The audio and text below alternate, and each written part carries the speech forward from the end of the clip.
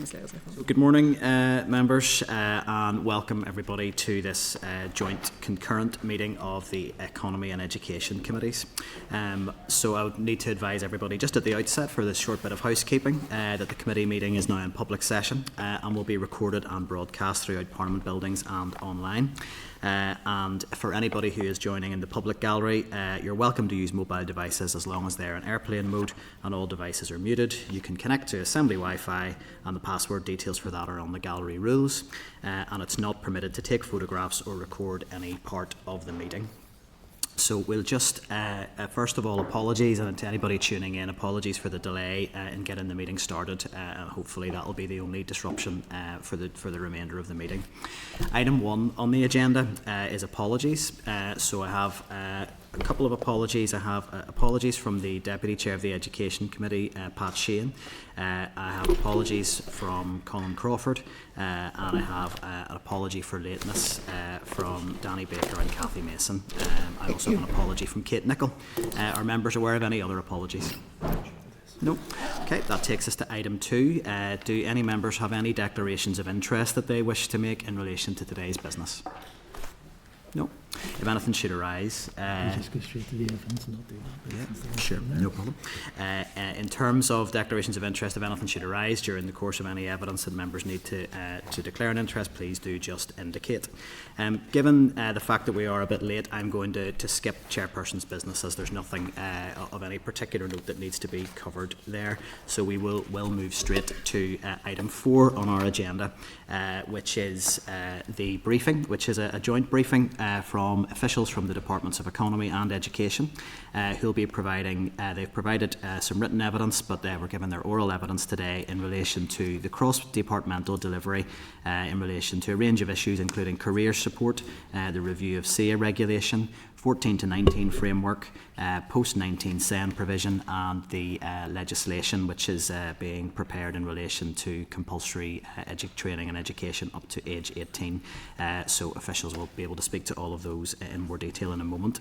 So I would just refer members, first of all, in their packs. We have a briefing from the Department of the Economy at page 24.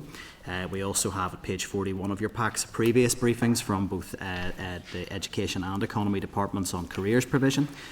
We have the report from Dr Hughes, the Transforming Careers Support Report, that's at page 71. We have Department of Economy correspondence on the review of SEA regulation at page 207. And then we have a joint DE-DFE paper on the 14 to 19 framework from 2022 at page 240.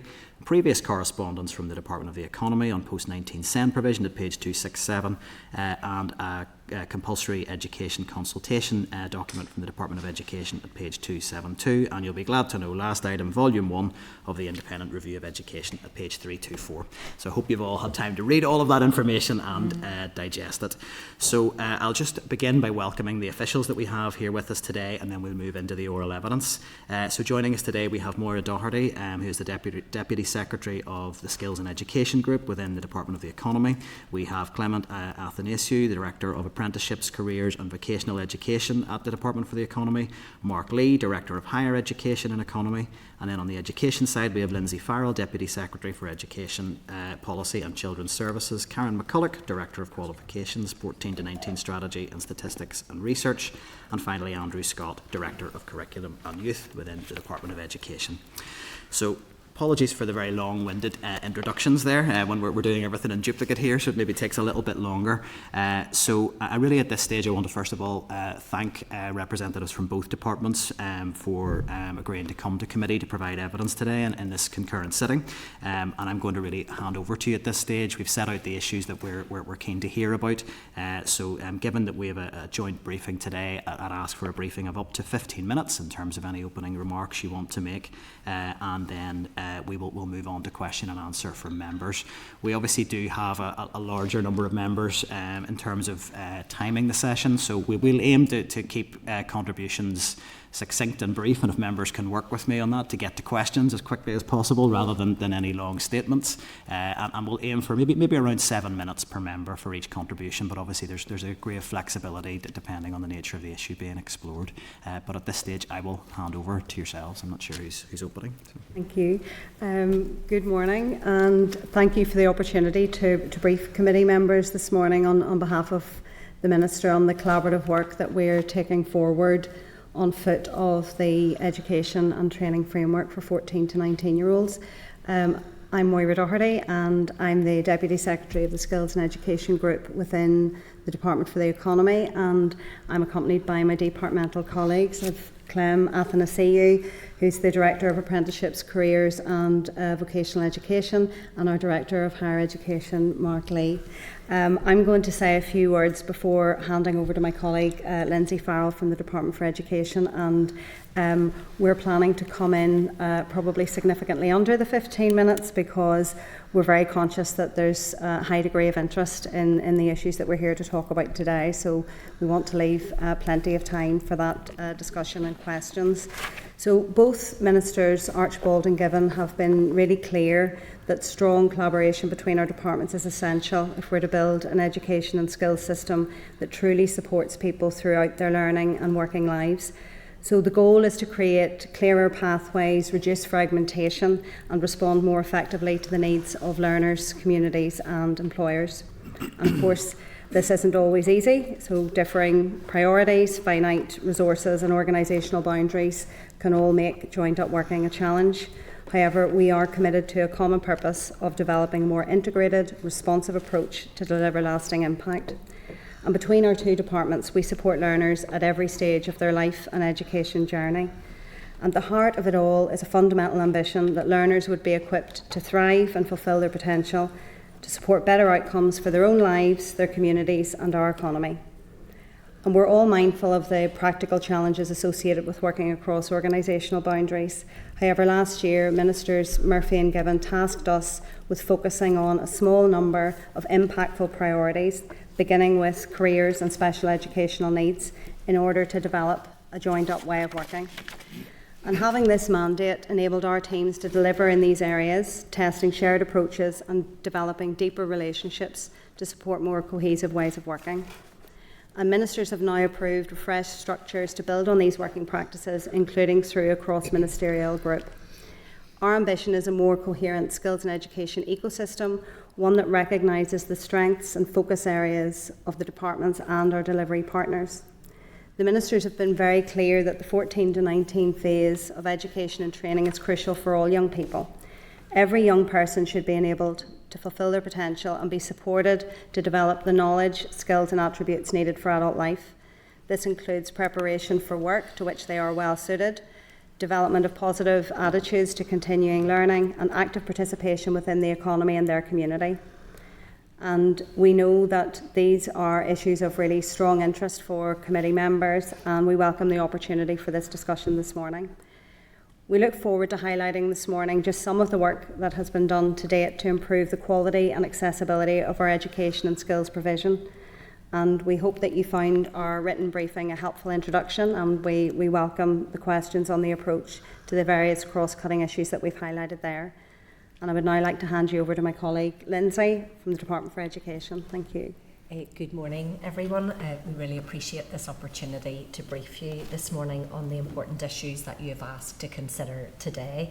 My name is Lindsay Farrell. I'm one of the Deputy Permanent Secretaries in the Department of Education, responsible for education policy and children's services. Really delighted to be joined by my colleagues Andrew Scott, Director of Curriculum and Youth, who is also leading in the department on the legislation around 16 to 18, and Karen McCullough, the Director of Qualifications and 14 to 19 Strategy. As Moira has already outlined, the shared aim of both of our ministers is to ensure that our young people are supported to succeed as individuals and as contributors to our society and to the economy. And to achieve this and deliver better for our young people, it's our collective responsibility to work together to deliver improvement across several really important cross-cutting issues that we're here to discuss today. We're very conscious of the need for alignment and for the need for greater coherence across that ecosystem that Moira talked about. It's really significant, and maintaining a focus on that common goal will help us to achieve the ambition of the 14 to 19 framework, and indeed the other areas that we are here to discuss today. But we recognise that relationships and truly effective communication really must underpin that collective effort. And the structures that Moira has already referred to that have been approved by our ministers will be critical to help to foster these key elements of collaborative working. The themed groups that have been established already provide opportunities to share information and, importantly, to develop a mutual awareness and understanding of the work that's being taken forward, and to sustain that required alignment through everything that we plan together and deliver together. The groups also enable us to consider where we can work together so that we're minimising the burden on our stakeholders and promoting more cost-effective and efficient ways of working. As members of both committees will be aware, there have been a number of several important reviews and reports that have included recommendations in relation to the range of cross-cutting issues that impact on the education of our young people, relating to qualifications, skills, careers, post-16 provision and pathways for all of our learners. This includes, amongst others, a fair start, the skills strategy, the independent review of careers, the independent review of education, and more recently the publication of Transform Ed, the new education strategy that sets out a programme of reform. Implementation of the joint 14 to 19 framework cannot be considered in isolation from the actions set out in these other key strategies and initiatives. And so the approach being adopted for each theme is to consider the evidence, actions and recommendations from the range of strategies and reports, and develop delivery plans that will address the cross-cutting aspects in a more coherent and strategic way. As you will well know, it's rarely the case that one action will fully address a particular issue, and it's in the range of actions coming together, sequenced appropriately and delivered in the appropriate choreography that will deliver the real impact for our children and young people. Another important element of our successful delivery is the ongoing engagement with stakeholders and delivery partners that really underpins the work of both our departments and is critical to the success of that work. Extensive engagement has been a core feature of the reviews and reports that I've already referred to, which have highlighted the issues and pointed to a range of potential solutions. In developing these solutions and moving to an implementation stage, we really value that continued engagement with stakeholders, and it's important that continues to be a feature. This is not only important in terms of securing an effective and workable response, but also to better understand the context in which things are happening across that ecosystem that we've already talked about. When our young people avail of the public services that we offer, they don't and shouldn't need to know that more than one department is involved. It's our responsibility to ensure that delivery of this important cross-cutting work is as seamless as is possible within those constraints that Moira has already spoken about. So what we have aimed to put in place are structures which facilitate that and which facilitate a more effective, efficient and coherent development and delivery in the interests of all of our young people. I'd like to thank you again for the opportunity to make these opening remarks. We're very happy now to provide more detailed information and expand on any area we've spoken about during this joint committee session. Thank you very much. Thank you for those opening remarks. I would have to say at the outset, I hope that there's more detail coming in the session that we now embark on, because I haven't heard any real detail. It feels very, very high level in terms of what's been set out already, and certainly the written briefing was in the same vein. So if we go to the 14 to 19 education and training framework, and that's been in the mix as a part of the policy agenda since 2022, can you set out in those last 3 years what measurable achievements that we can look to say this is what we've delivered in terms of delivering that 14 to 19 framework? I haven't heard that so far, and I haven't heard anything different from our meeting a year ago. So I'd be keen to hear in the space of measurable outcomes, things that have been delivered that will make a difference for young people in that ecosystem that you speak about? What's been delivered? I think one of the fundamental things that we'd be very happy to give you considerable detail on, because I know it's of interest to certainly many members of the Economy Committee, and I imagine the Education Committee as well, is the very significant work that's been undertaken on careers.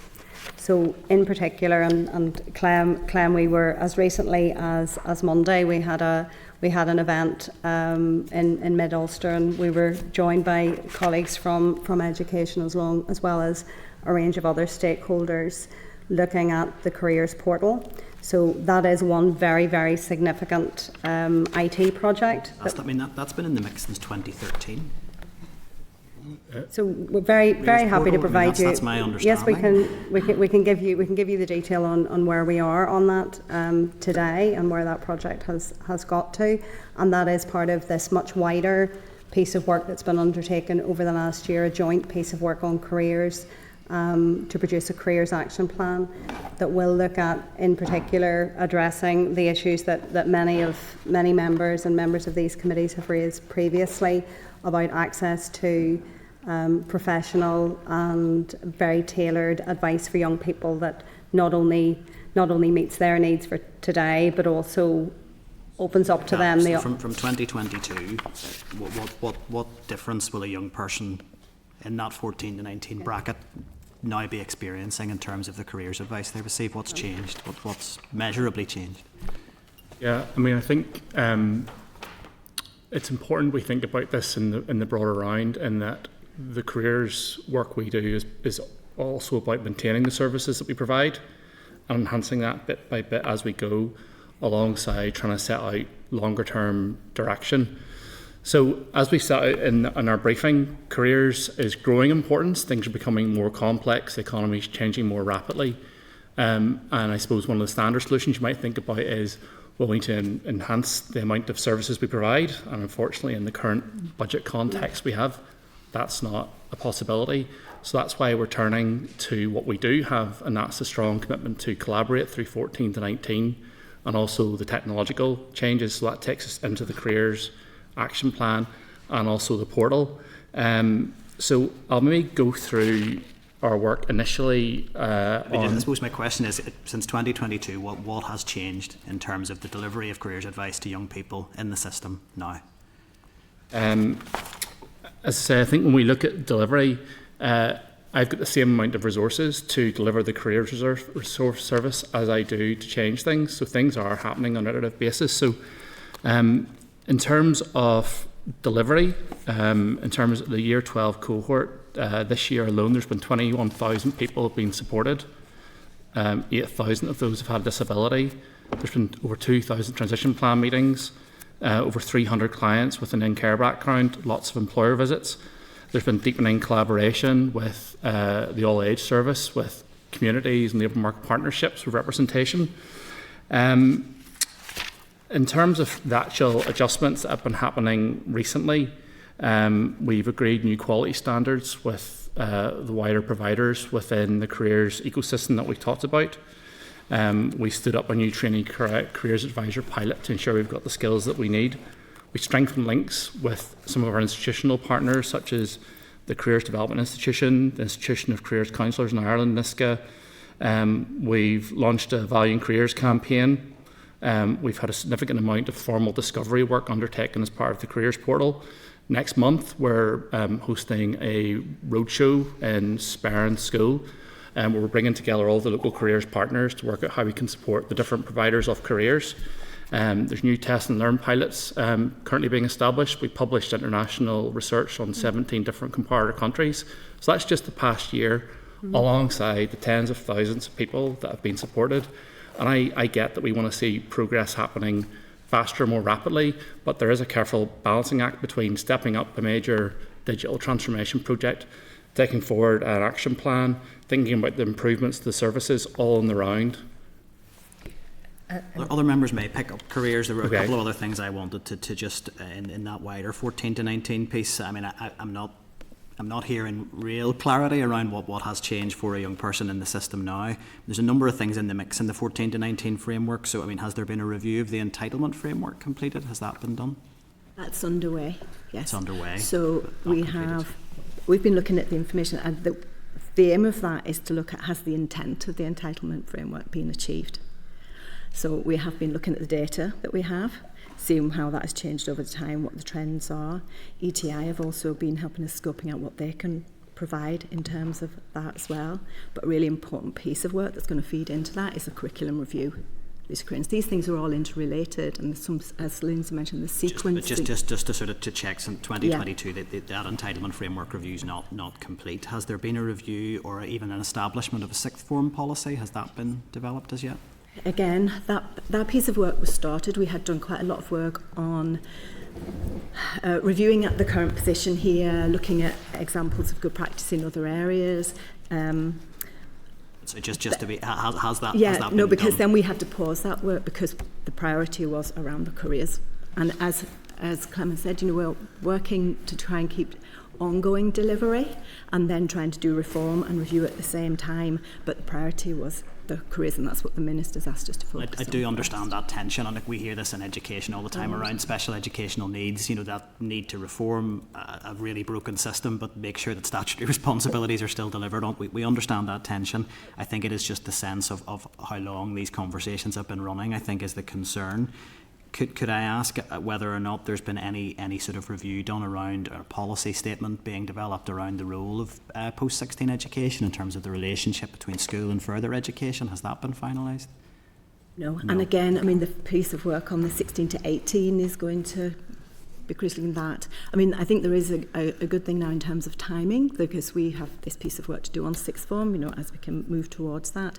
And then there's work to be done on FE in DFE. These things have to run alongside as well. With a sixth form policy, what we're aiming is just key questions about who should go to a sixth form, what should they do there, and where should they go next. It's really fundamental to getting this right. Yeah. And it's concerning. I think 3 years in we haven't established that. If we don't know who is the target audience for sixth form and who's the target audience for further education, and are all young people with special educational needs served in both those pathways, I think if 3 years in we're not clear on that, it does impact confidence in where we're going in terms of getting this delivered.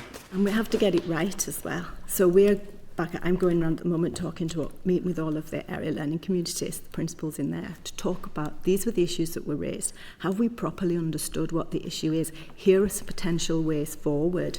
What do you think of these? Because we have to keep working alongside the people who are going to be delivering for us. And it's very easy for us to sit somewhere and go, oh yeah, so the issue with qualifications is the burden on learners. We can come up with a solution that would be, but it's no point in us just implementing something. We have to do that. So, and that takes. Of course, these are complex things and complex relationships to manage. We do understand that. I think it is just when we're looking at the key core interaction between education and economy where they cross over.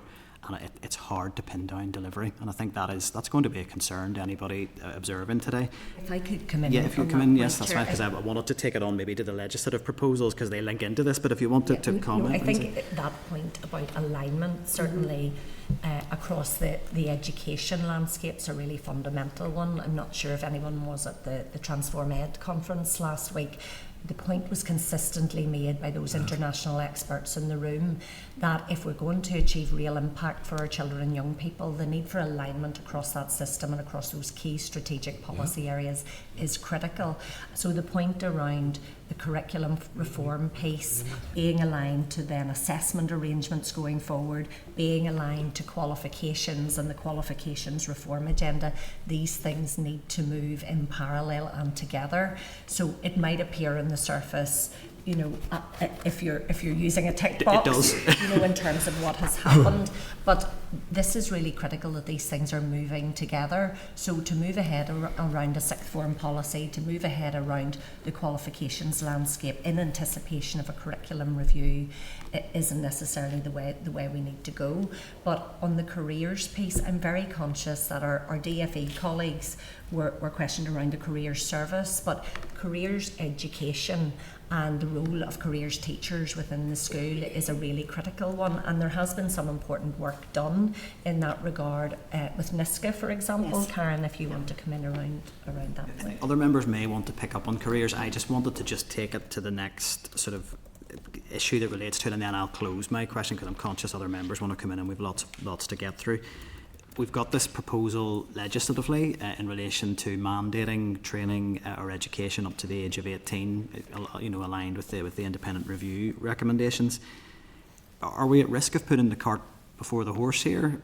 If we're looking at this ecosystem, this 14 to 19 ecosystem, and there seems to be such a huge amount of work that needs to be done, if we legislate to say you've got to be in education or training to 18, but we don't have careers advice right, we don't have a sixth form policy right, we don't have a review of the entitlement framework, we haven't really addressed either post 16 SEN or post 19 SEN, both have their own separate challenges.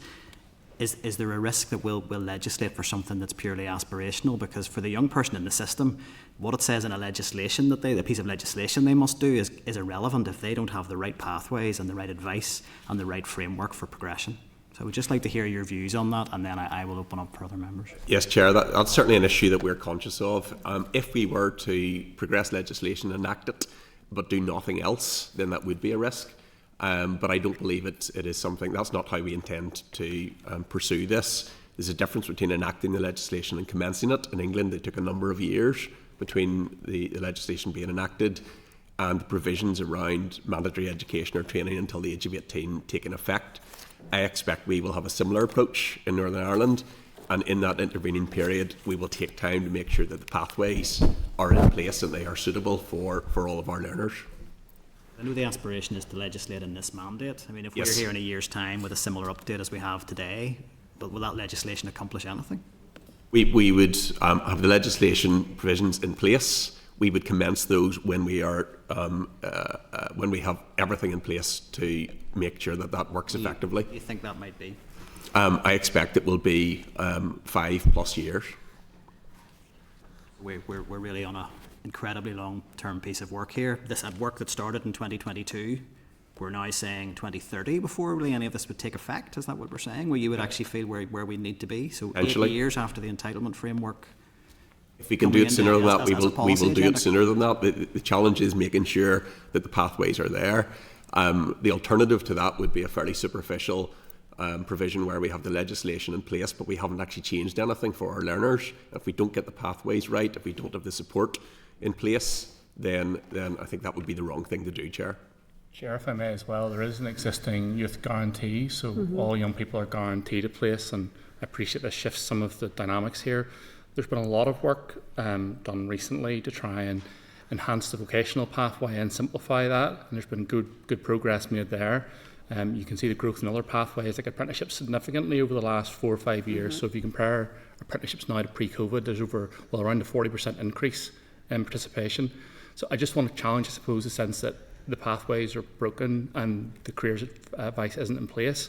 If we look at those kind of over 20,000 people who have received support, around 90% of them are really satisfied with the support they receive, and I think that's been drawn out in some of the international studies as well. And I think the issue is not that anybody would want to suggest there's no good careers advice and there are no good pathways for young people. I'm not trying to suggest that. It's whether all this is joined up in a 14 to 19 framework where all the relevant policy areas and all of those parts, the moving parts that need to come together, are actually in place, so that for that young person, wherever they are in the system, it's joined up, it's connected, and they're not relying on there being a good careers teacher in their school and that being a roll of the dice, that they're not relying on whether or not in their area there's an appropriate SEN provision for them, but in a postcode down the road there wouldn't be. So I think it is that those are the issues I think we'll be concerned about today. I'll close there because I've taken up more time probably than I should have done.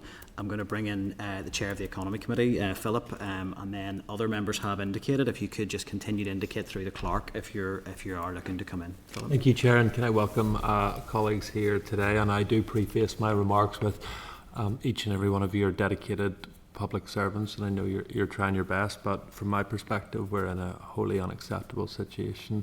If we had been sitting here last year, the update that we're providing today is in my view no different from what we've received a year ago, and this isn't an attack on officials, particularly from the the economy committee perspective, who I have a really good, close working relationship with, I just don't think that there's the political focus on this issue that there has been on others, and that's why we're in the situation that we're at today. That I think expectation had been built up both by members of both committees, but also from the public who will be watching today's sitting, hoping for some useful updates for their young people, and they haven't really received any.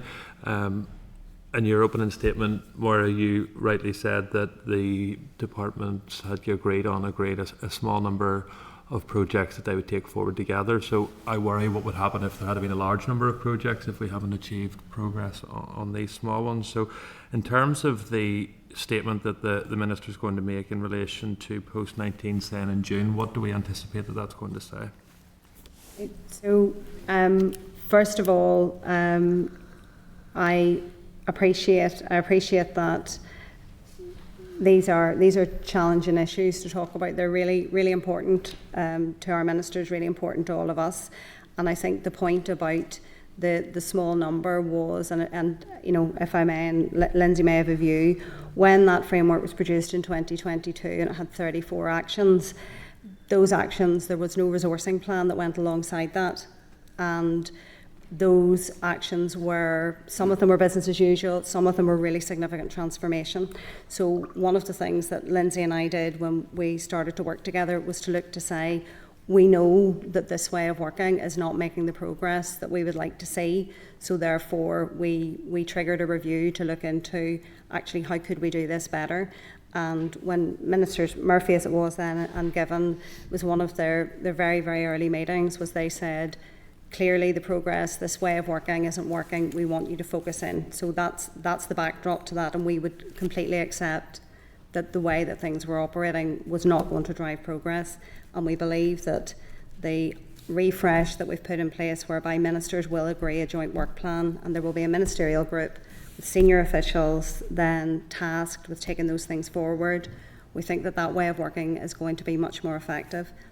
On what you're referring to there as post-19 SEN, so we are now referring to that as the post-school SEN, because of the fact that actually with so many young people in mainstream education who have special educational needs, so we just wanted to make sure that we weren't ruling anybody out.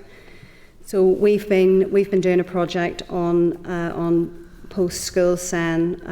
Now we have produced a report. It's a hugely important piece of work, and the approach that we took was some desk-based research, very, very significant engagement with I think about 90 stakeholders, either individuals or groups, and also then a piece of research from Stranmillis University looking at comparative legislative frameworks.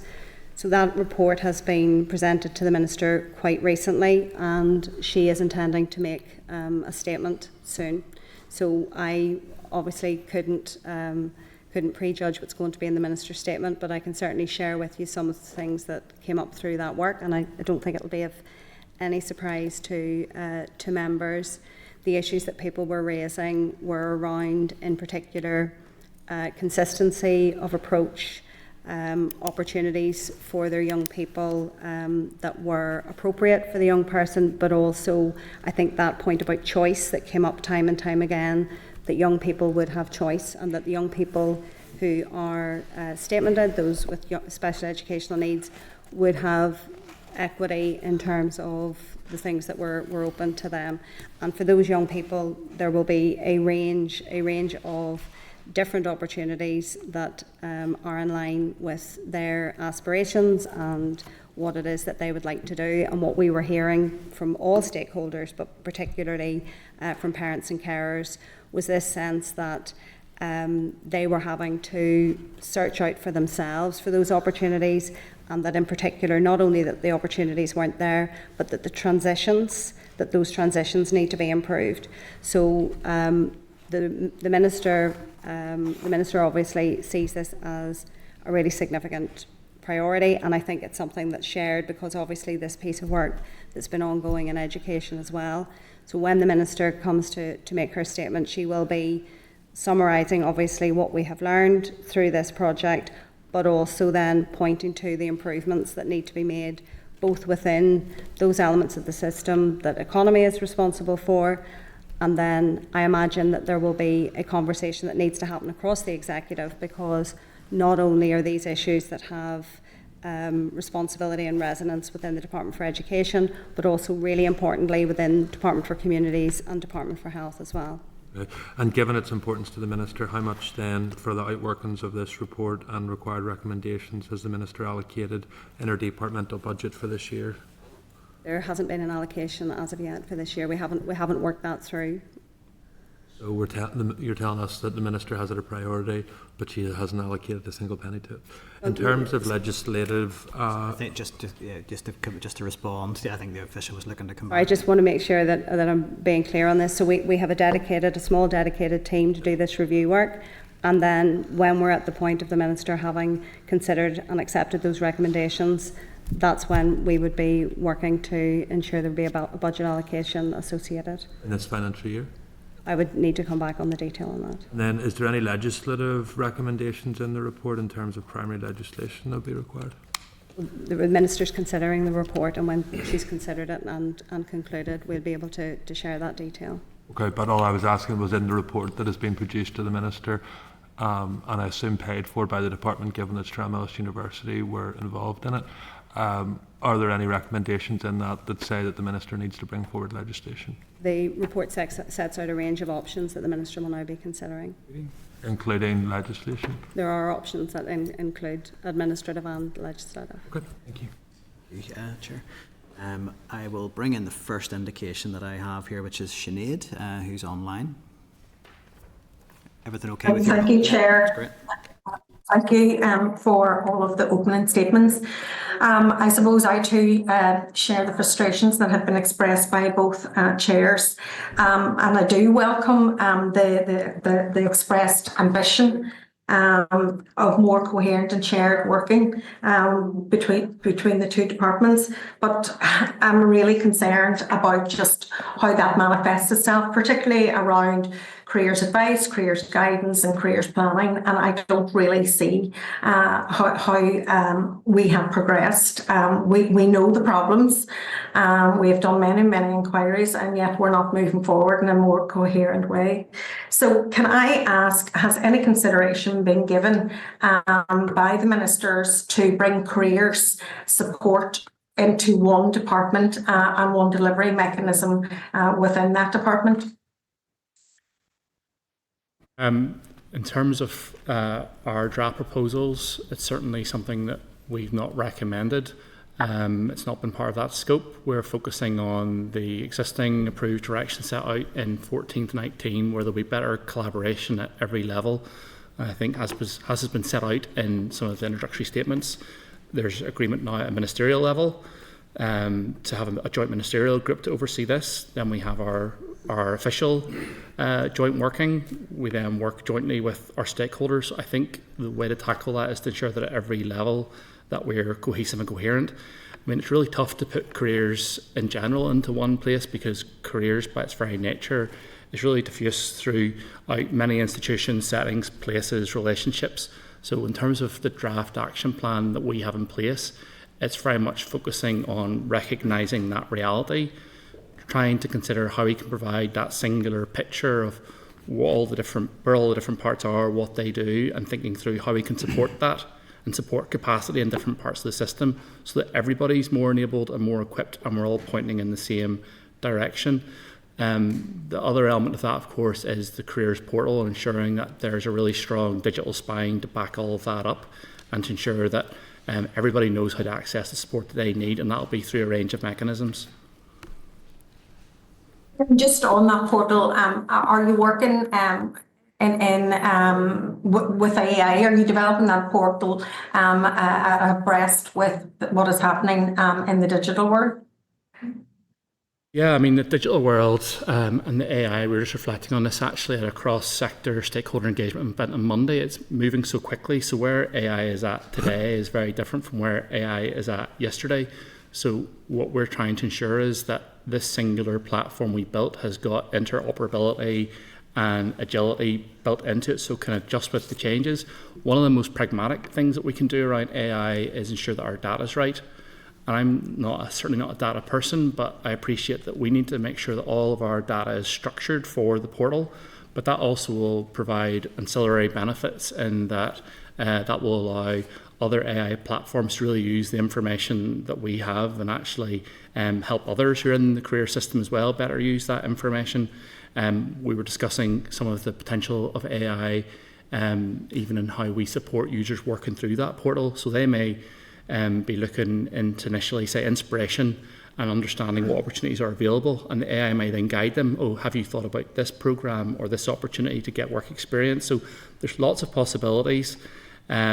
We're currently, after a really detailed initial insight gathering and discovery process, we're currently doing what's called a pre-market engagement, and that's where we've effectively told the marketplace this is what our discovery process has told us, and we're receiving submissions from, I guess, a range of service providers and IT experts about what they can provide, and there might be some insight around AI on that side as well, Sinead. Definitely evolving, and it's hard to get ahead of it, but it's really important that it's considered in the aspect of the portal itself. So obviously career planning is fundamental as well for the individual, and part of that is about work experience. Can you from the department's aspect, what work are you doing with the schools and with employers in order to develop a comprehensive and consistent and quality work experience for our young people? Yes, is that okay? Yeah, thank you. Yeah, so work experience isn't a statutory requirement, but work-related learning is a really important part of a good careers offer to young people. All the research has highlighted that the main issues with it are the administrative requirements around employers trying to work in for schools. So we've been trying to address that in terms of the insurance indemnity. And then it's the number and quality and timing of the opportunities, particularly for those learners that are there as well. So myself and Clem have actually been meeting with a number of people, organisations that kind of help to support that, particularly for those learners who are furthest from opportunity, and looking at how probably best through the portal, how there can be those connections. So if a school wants to know where to go, who in my area can help me, and it doesn't necessarily have to be work experience, because that can be challenging for a lot of companies, but visits into schools, or coming in and maybe helping deliver a lesson on something, or just setting a task kind of for a school to get that the engagement of employers into school. We've started it in the primary sector, because a lot of the research was saying to start careers provision earlier.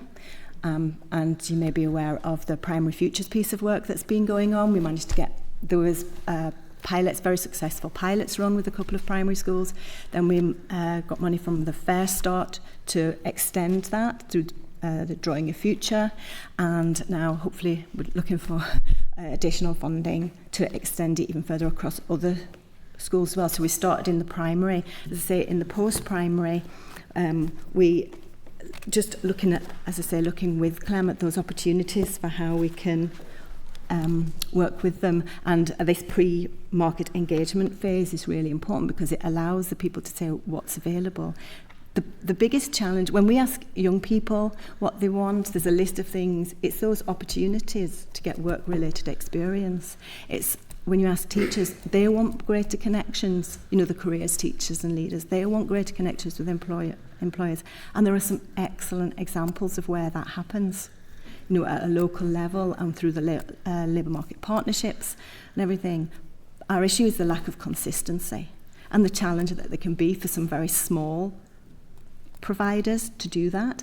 You could get somebody who they just don't have the capacity to take on somebody for a week, and maybe the timetable doesn't suit and everything, but they can make a contribution some other way.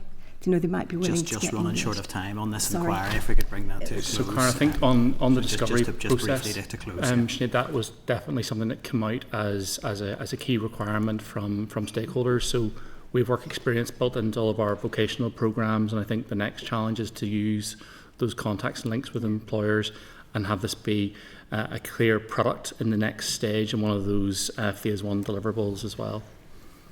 It's fundamental and it's really important, and we have made absolutely no progress in this in the last 10 years. So there's a great deal of frustration among parents, among school teachers and among employers who are willing and able to take pupils in, but there's barriers absolutely everywhere. It's something we need to overcome. Thank you.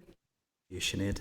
Emma, you'd indicated. Thanks, Chair, and thanks to you. Apologies for having to cut out in the middle of your presentation. So I further apologies if something that I ask has already been covered throughout the bit that I missed. I wondered if you'd give an assessment, I suppose this is particularly for Department for Economy, of how capable the Economy Department is of meeting the skills as laid out in the skills barometer in terms of the needs of employers locally, and whether or not we're equipped to respond to that. Yeah, I think there's been really good progress made in that area in terms of our skills governance. So whether it be in the FE sector with the work that they do around careers hubs, or in the 18 different sectoral partnerships that my division is responsible for, and effectively their ongoing conversations with employers, providers, sector experts around how we take the information that's coming through in the horizon scanning and translate that into what are the pathways we need and what is the curriculum content assessment that we need within that. So that's why you see apprenticeships growing in terms of the range of occupations, and some of the new occupations like cybersecurity that we've already talked about earlier today. I think the challenge probably comes around the number of people we actually need to undertake those offers. I think even if we were to have careers advice and supply and demand perfectly balanced within schools, we're still not going to have the amount of skills that we need for our economy to grow. And that takes you into the all-age piece, the SEM piece, thinking about how you support more complex transitions. So all-age apprenticeships was a really good step forward there as well. And I think it's around an 800% increase in the number of those over 25 who are doing an apprenticeship. And we're currently doing some challenge funds to work out challenge fund competitions to look at, well, how can we actually help more different types of people access those opportunities. So it's really about how we make some progress on, I suppose, that NEAT and SEND agenda and those who have been left behind, and that's for equity, social justice, but also productivity and meeting those requirements in the barometer. So I'll maybe just come in and build on what Clem said. So we seek to respond to, anticipate what's in the skills barometer in terms of that curriculum offer, but also thinking about our skills council. So we have a skills council that advises the minister, and we've been very fortunate that members of that skills council have been really generous with their expertise and energy. So, for example, alongside all of this really important mainstream work that we're continuing to develop and build on, we've been producing through that skills council a number of more agile, I suppose, action plans. So, for example, we had one on digital skills, and we're due to launch one quite soon on green skills. So that idea that, along with the mainstream longer term piece, which we continue to build, we also have that ability to be agile, because we're very conscious that these future skills are here now. But also, really importantly, colleagues will be aware of the fact that we have a very, very tight labour market. So unemployment is incredibly low. However, we have 300,000 people here who are deemed to be economically inactive. And that's another one of the challenges that we need to look at. Obviously, the focus that we tend to have is that crossover with the 14 to 19, but we also need to think about those 300,000 people, many of whom would wish to work if the opportunities were correct, and that's where the collaboration, in particular with the Department for Communities, is also really important.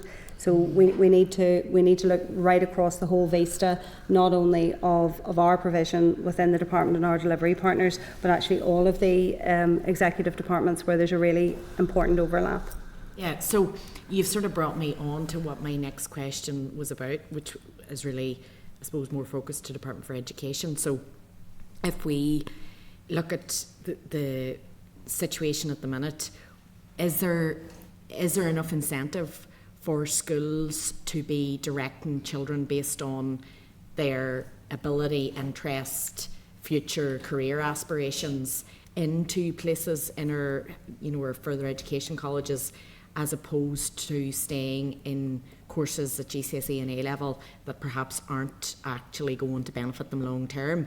And where we see the rise in some schools of offering what you might call like vocational GCSEs and A-levels, and where there's duplication then of what's been offered in a tech that's down the road, is that wise going forward? Is that providing value for money, and is it providing the best outcomes if we're going to try and meet the skills of our employers? And we were talking earlier about I suppose on a very late basis at our earlier committee session around the Good Jobs Bill, and we can see the whole I suppose aspiration of the Minister with that is to increase productivity by increasing workers' rights and providing people with job satisfaction. And we know that the evidence tells us that when people are content and feel listened to at their work and feel that they have a voice and a say, they stay in their job longer, and they're more inclined to rise through their career.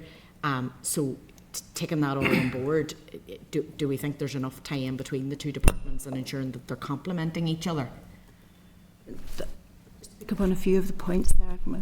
So within schools, we offer the entitlement framework, which is a statutory requirement that a third of courses have to be on offer to learners, have to be general, a third have to be applied, and the additional, then the rest is dependent on the needs and aspirations of the young people.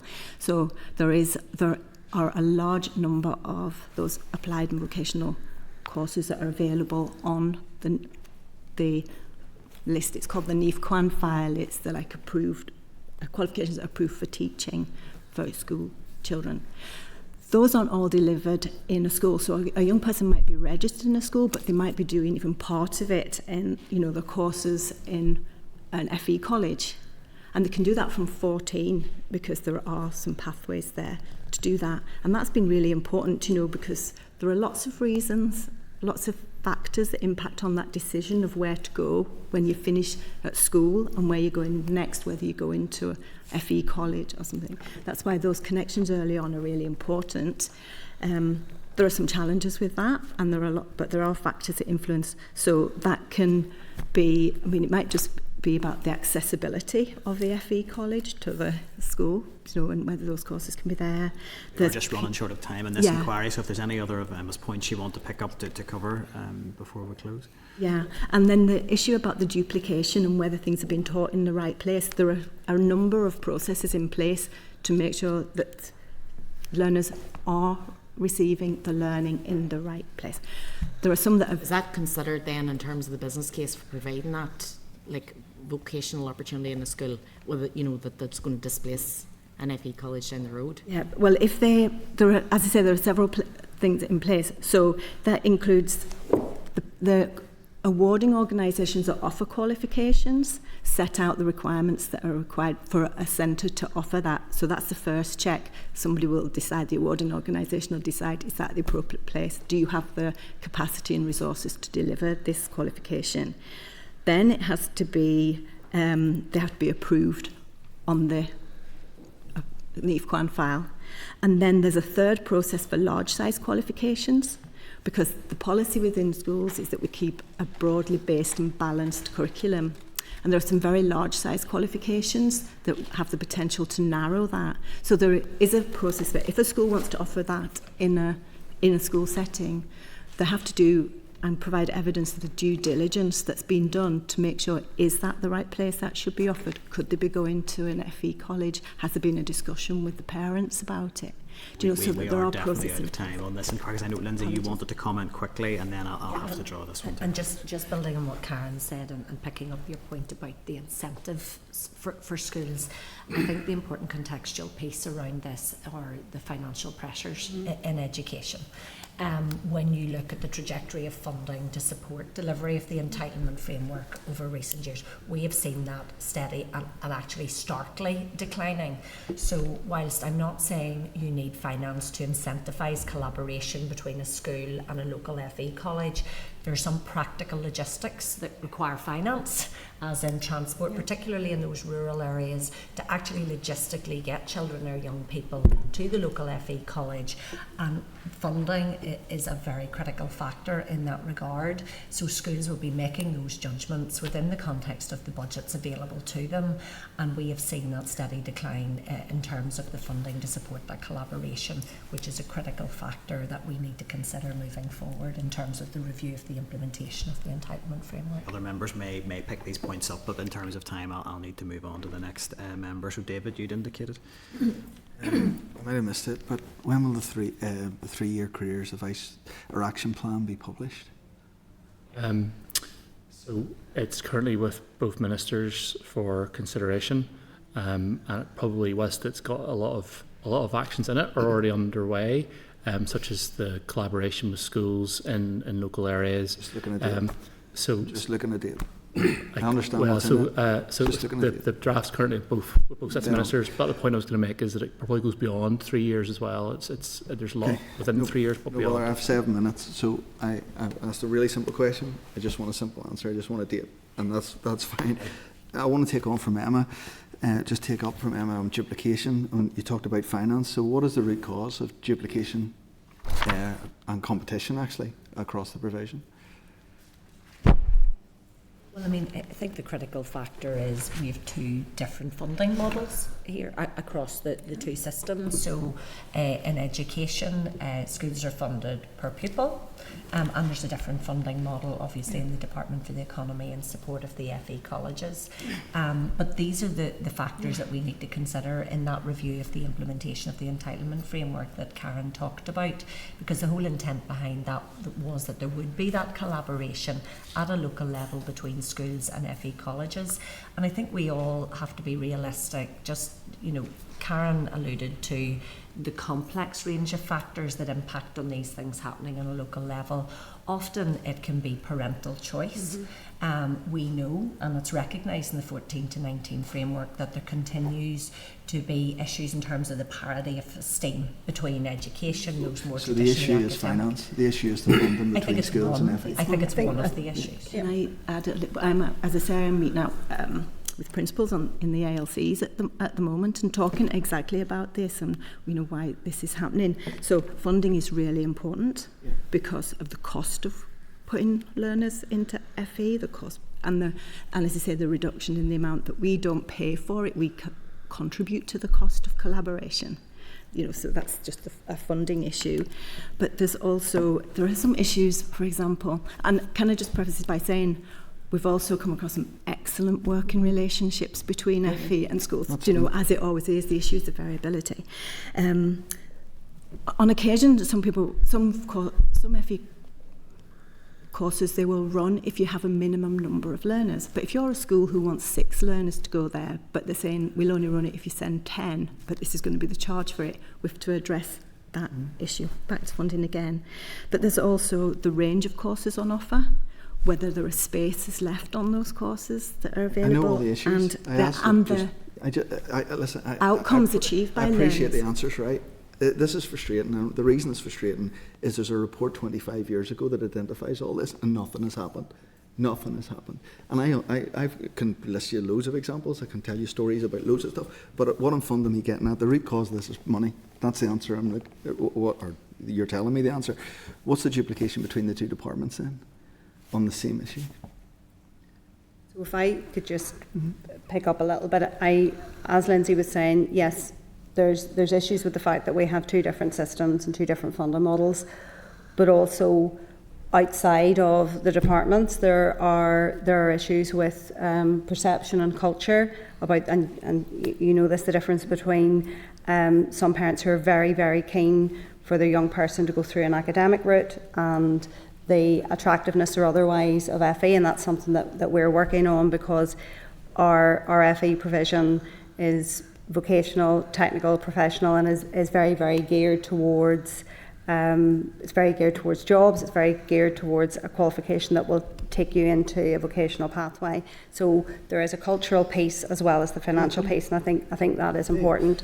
And also when we look at young people, particularly in the last period, there is an increase of young people staying on at school rather than going to FE, but there's also an increase of young people going to higher education rather than a vocational course. So there are a range of issues here that come down to choice and behaviour. Duplication within the departments. I'm trying to think how I would describe. I don't think I could point to duplication within the two departments. But if there isn't duplication between the two departments, so a child that between FE and between in terms of that delivery, the delivery environment. You're telling us there's no duplication between the two departments on kids' education coming through between 16 and 19. Well, no, I don't think I could. Sorry, I thought you were talking about within our two departments. So in terms of that delivery environment, the schools and the FE colleges, I don't think we could say with absolute confidence that there isn't duplication there. I mean, this is one of the issues that the ministers have raised, which is we need to be really clear on not only where there might be either duplication or indeed underutilisation of capacity, particularly within the FE sector, but also, and to your earlier point actually about productivity, we know that fragmentation within a system is actually a productivity drag, and it's clear to us that there is fragmentation between these systems, and that's the thing that the ministers are really very, very focused on working through. When you're saying you want to collaborate the work to move forward to deliver better for kids, who takes the lead in that? Where's the structure in that? Who reports to who? Well, I think those are the structures we've described in terms of that joint ministerial group that both you've talked about what you might do. To. You haven't told us what is there right now. Well, I think underneath it, there's been strong collaborative structures. Yes, whenever Maura and I first got involved, yes, we took a look at that and decided, no, there's actually a different way of working. But I think there's been strong collaborative groups. Describe that structure to us. So, who leads? Who does what? Well, if you'd let me answer, sorry. So in terms of the work in the 14 to 19 framework, one of the important pieces within that, it's very clear within that framework that there's a wide range of actions that are actually for DE to lead under their core business. There's a number of actions for the Department for the Economy to lead under their core business, and then there's a smaller number of enabling actions that are actually very joint and collaborative in nature. So in terms of those very specific DE-led actions that we've already referred to some in terms of the review of the implementation entitlement framework, sixth form policy, etc., clearly the line of reporting is within the Department of Education around those. Similarly for colleagues around the Department for Education. But if we take careers as an example, there's been a very strong thematic careers working group set up that Clem and Karen are working hand in hand around. I'm very confident when you see that action plan that you will see the hands of both departments very clearly within that, and the reporting structure for that will be through that senior officials group and that ministerial group. When will we see that action plan? I mean, so there is a draft sitting there with two ministers. What I would say though is, in terms of whenever we had the first draft of this, it neatly said which department was doing what stuff, and we actually took a conscious decision to move away from that, because that keeps us in line with a previous action plan, say, where here's what I'm going to do to improve the career service, here's what you're going to do to improve careers education, and we'll talk about what we're all doing. What we're trying to do in this action plan is establish system leadership, and that might mean there's a wee bit of mess around, well, who's actually responsible, because as I don't know who said earlier, it doesn't matter to a young person, so we've got to make sure that there's a shared and integrated leadership of this, and I think that's the big step change that has to be made, and that's probably why it took a bit more time to draft this, because it wasn't just your section and our section action plan. When do we see delivery, simply? That's what I'm just asking for. There's some delivery on the way. So tomorrow I'm with our learning community talking about apprenticeships. Next month we've got our roadshow in Sparren where all different types of careers professionals are all together. So these things are happening, but there isn't going to be a light switch. It's about developing the muscle, as you would say, more around our governance, our engagement and delivery on the ground. Draw it to a close there. Just as a maybe connected to that, is there any appetite, sort of even between the two ministers, around looking at the recommendation for the independent review, which said, we need to actually have a Department of Education, Skills, Learning, so that the policy agenda is coherent through both departments, rather than this sense of having to find ways to almost work around the barriers to collaboration? I mean, the Children's Services Cooperation Act hasn't had a mention, but absolutely would mandate your departments to be delivering on this work. Is there appetite around looking at, are these structures between the two departments fit for purpose? Well, certainly the recommendation in the independent review of education was for a single department on that, and that's a matter for the executive to consider, and the minister very much took that view that that's not something that was in his bailiwick. So if the executive decides it wishes to restructure it, then that's a matter for the executive. What the minister did take the view on, and I suspect it's shared, is that structures and organisational boundaries should not inhibit the right thing for young people, and we need to make sure that those structures are actually suitable and drive us forward in the right direction. And the structures that Moira and Lindsay had referred to today, should be getting us to the point where things are taken forward in a joint and cohesive way. Really just wanted to raise that point of the two departments. I don't want to take up other members' time. Diana, you'd indicate it next. And thank you to the panel for coming in today. And I share the joint committee's frustration. I listen to industry, I talk to employers, and how do you give them confidence if they're watching today and they're looking at, and they're faced with the skills gap, that they're questioning whether they should invest, whether they should remain here to invest? What confidence can you give them today that you have this plan, this pathway will be in place?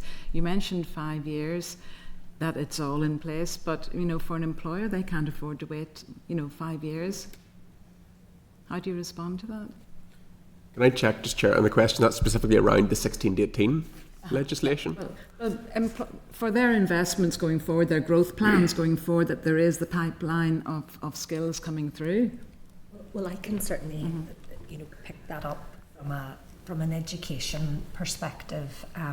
We hear those same frustrations coming from employers around their skills shortages and that skills gap in particular areas. And that is an area we work very closely with DFE colleagues around.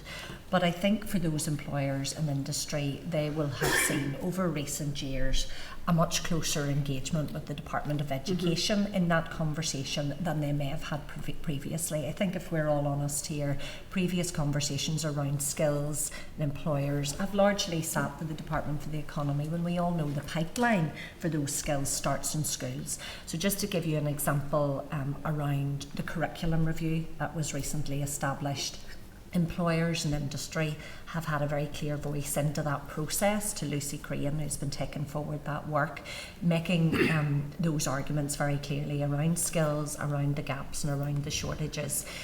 They have been working with us, for example, through the work being led by SIA around digital skills. But again, the solutions to some of these issues, particular to schools and education, are complex because there are issues around the curriculum, what is taught, qualifications in terms of those pathways, and then actually teacher shortage in some of these key areas as well. So I would like to think that employers will take great heart from the recent publication of the Minister's Transform Ed strategy, and again that's very particular to schools and to education, but in terms of the curriculum review which will be published in the coming weeks around the plans for qualifications reform, and indeed around the commitments around workforce planning in the teaching workforce, that those skills gaps and those skills shortages will be a matter of consideration within the context of all of those, so that we will be alive to the needs of employers. But the reality is, in terms of that longer term pipeline, the solutions aren't short term. And there is a much more systemic response required, particularly around issues like digital skills.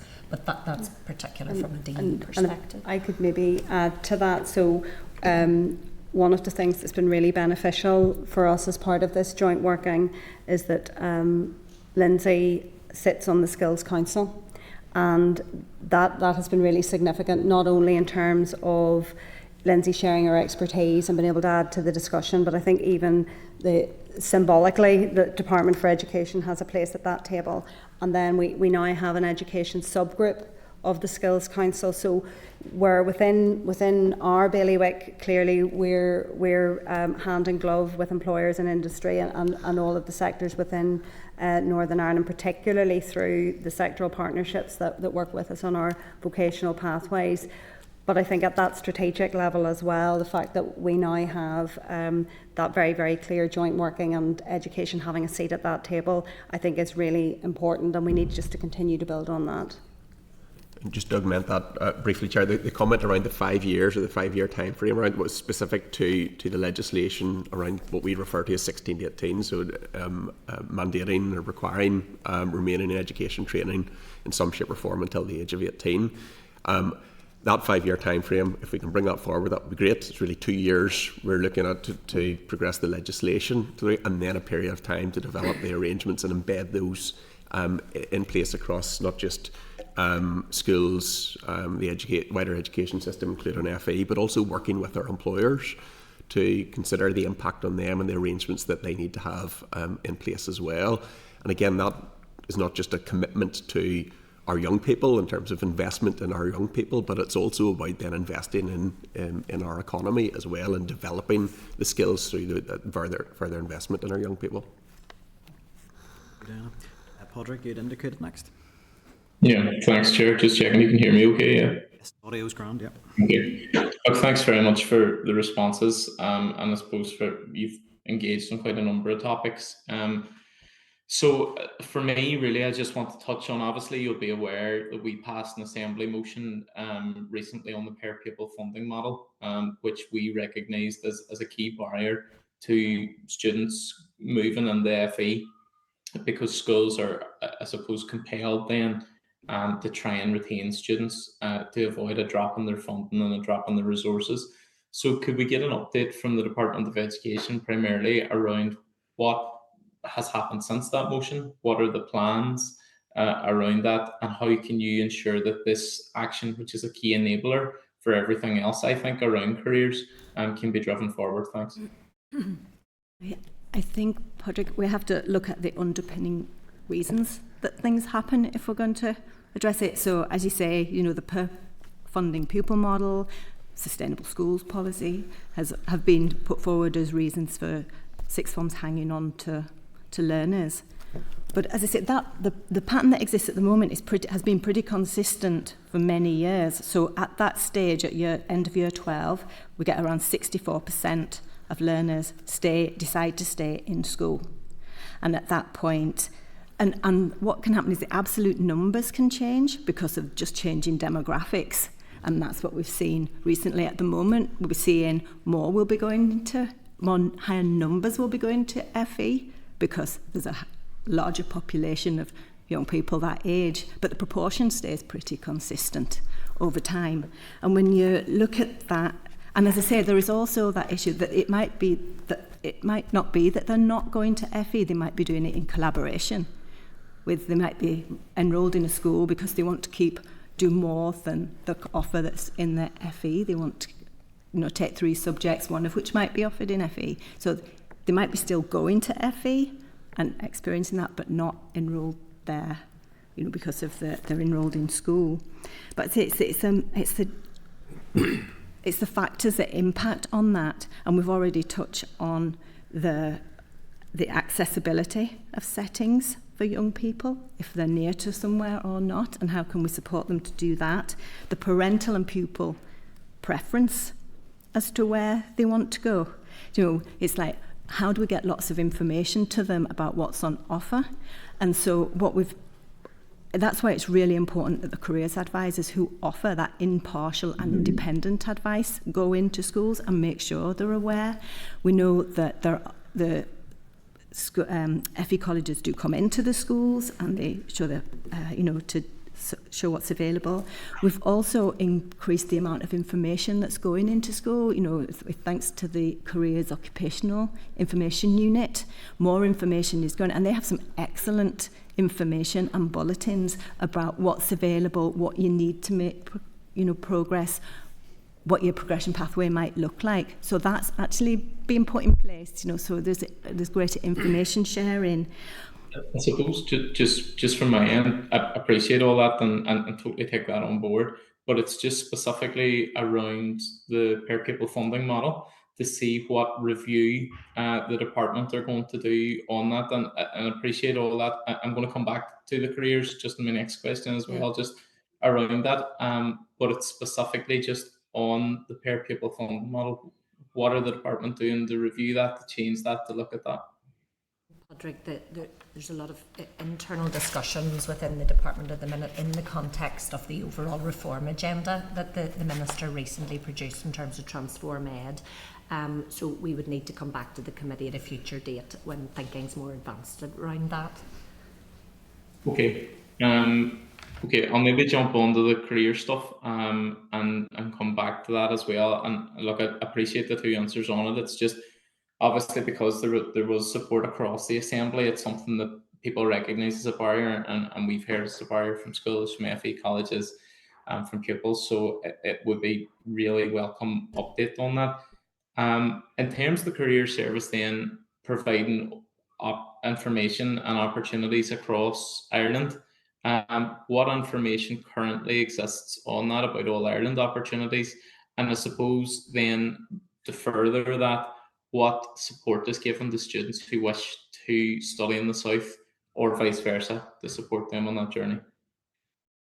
Yeah, I suppose it's a pretty pragmatic approach where the careers advisors are expert in supporting people in their communities. So where there's a stronger need, then that obviously plays a much stronger role in their advice, and there's a lot of on-the-ground collaboration between careers advisors and careers counsellors north and south.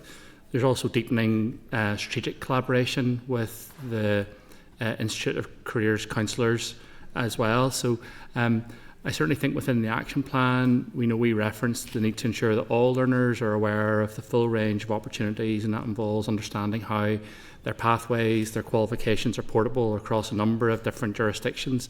So at the moment, it's very on the ground, informal, good relationships. There's deepening strategic relationships, and then it forms part of the draft action plan as it's currently drafted.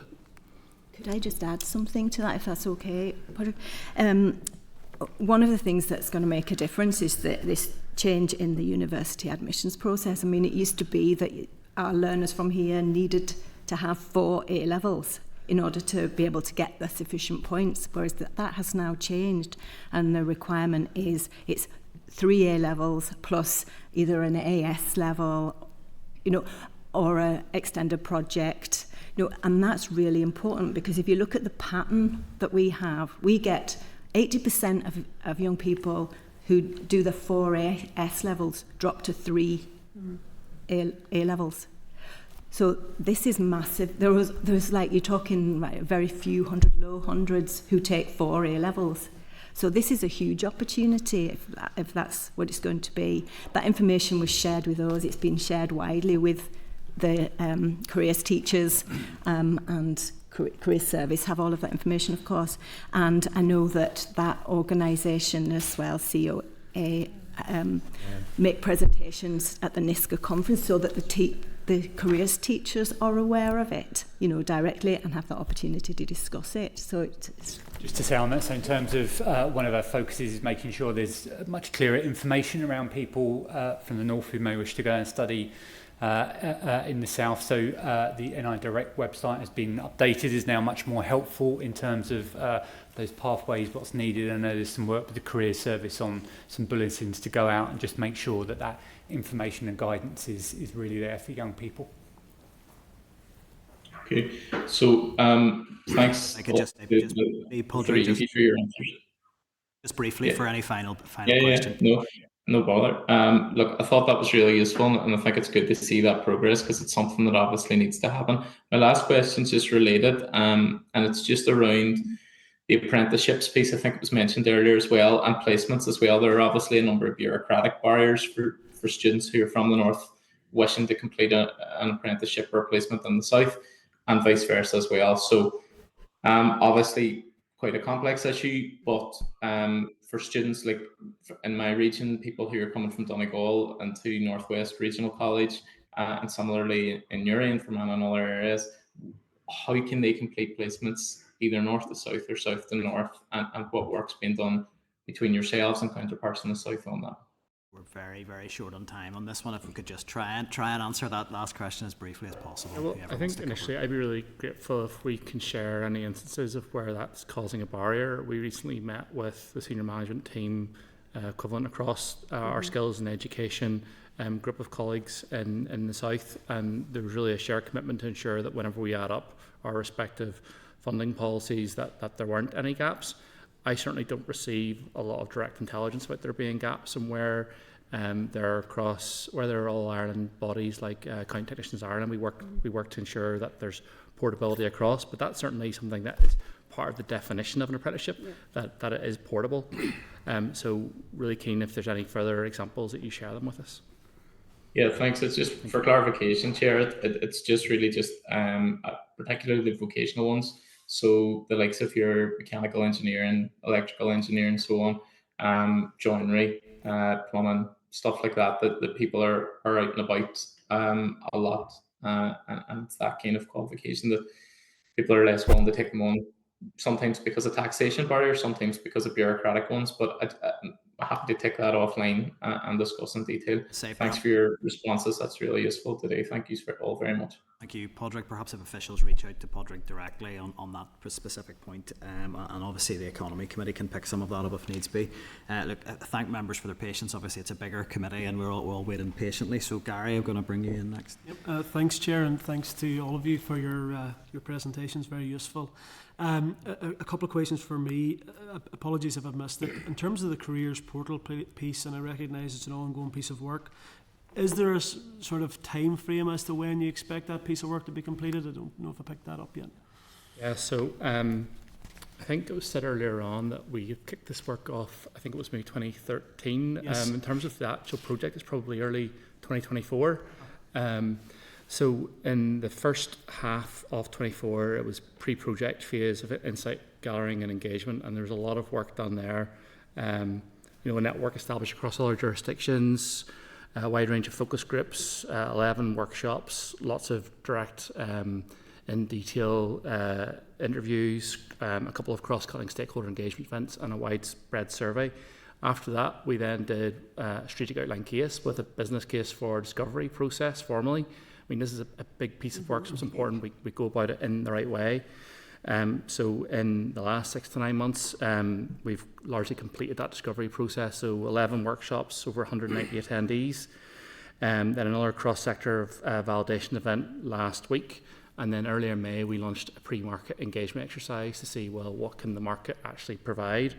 We're currently finalising that discovery report, and then a number of things need to happen in June, and we add together the benchmarking work, the discovery work, the pre-market engagement into a business case. It's going to set direction on what are our commercial approaches, what's going to actually be in the portal, what's going to be in phase 1.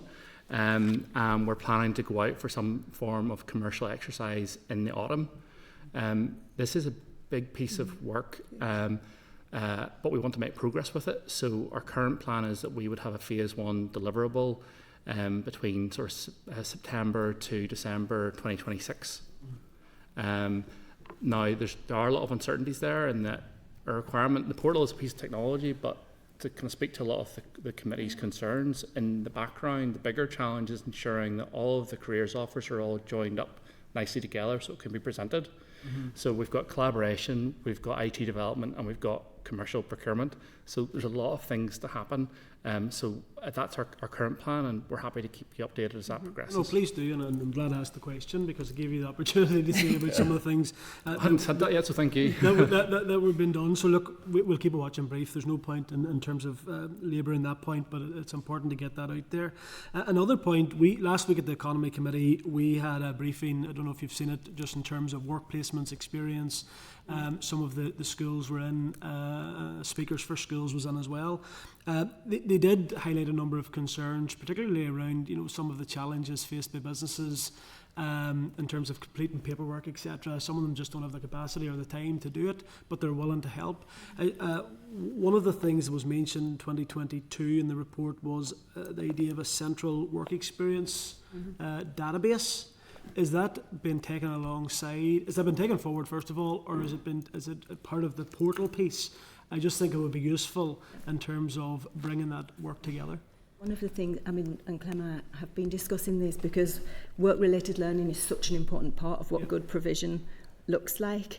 But I say there's a range of what employers can offer, and what we're saying is, and we have spoken to Speakers for Schools and Catalyst, and a number of providers who I'm sure will be putting information into the pre-market engagement about what can be put on offer, because that's what would be so useful. If there was a place where employers who were willing to engage could record and say what they're willing to do, so it might not be a week's placement, but there might be something, and it's getting that range of things that they can engage in to offer that kind of work experience. But there's lots of other ways employers can support schools and help direct things. So employers being on board of governors, it would be a really helpful thing, that kind of offering things in your local area. But as I say, we've talked about how we can bring that all into the portal to help the schools, because they don't know where to go. And if you're that careers education teacher, if you know where to go, signposting is so important. One of the key values, if you like, of the portal is around equity and ensuring that it doesn't really matter who you are, where you live, who you know, that you can understand how you can access opportunity. Work experience is such an important part of that, and it's certainly one of the key discovery findings in terms of this is one of the tools that we need. So I suppose within that business plan there'll be a number of sub-products that need to be developed as part of what goes into that phase one basket, if you will. And I think that's the place really to try and address this in the round. Those organisations like Speakers for Schools are particularly targeting those furthest from opportunity. Yeah. No, absolutely. And just a very, very final, and it's a very short answer, because Maura, you had given the update to Philip kindly in terms of the post-schools 19 stuff. Obviously, I'm not going to push you any further in terms of it's the Minister's call now at this point. In terms of bringing that forward, you said soon. In terms of roughly, like I'm assuming you mean when we say soon in Northern Ireland, it could be next year. But do you mean in terms of hopefully in the next couple of weeks? Are we talking June? So the minister, the minister is very, very committed to making progress in this important area, and it's important for everybody. And the report was, and it's a very hefty piece of work, was given to her very recently. We've had a discussion with her on it, and I know that she is keen that progress would be made in the next few weeks. So soon in this case, I think, is at this end of the spectrum in terms of speed. Thanks very much. Thanks, Chair. Weeks rather than months is welcome on that. Really briefly, just to pick up on the points around work experience connected to Gary's final question, is there work ongoing to ensure that we're facilitating work experience placements for young people with SEN, particularly with learning disabilities? Is that something that is live? I know when we had Alma White presenting at our education committee a while back, she threw down a bit of a challenge in terms of that issue to members directly, actually. But I think just departmentally, is there anything happening in that space? From a careers portal perspective, this was something that was discussed quite a lot during discovery about whether this is something separate or whether it's integral, and where things landed in terms of the final report is this has to be a consideration in terms of every single one of the products that are developed. So it's not something separate, but something that is integral. So when we're talking about those phase one products, that has to be a consideration for every one of them.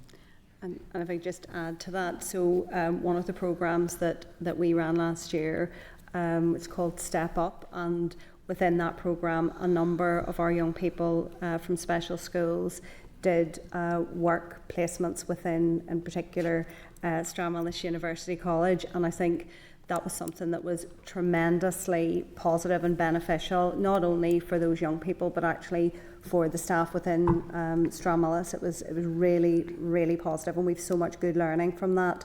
And I think we would all be in agreement that the challenge that Alma's putting down there is an extremely fair one, and one that needs to be picked up and followed through on.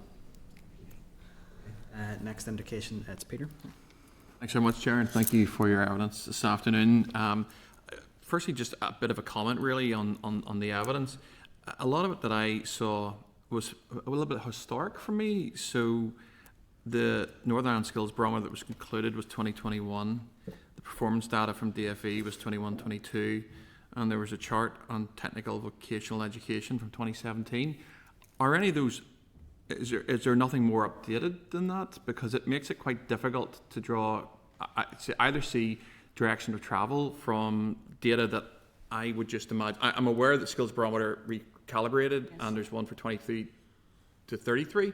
Was that included in the evidence? I would have to check.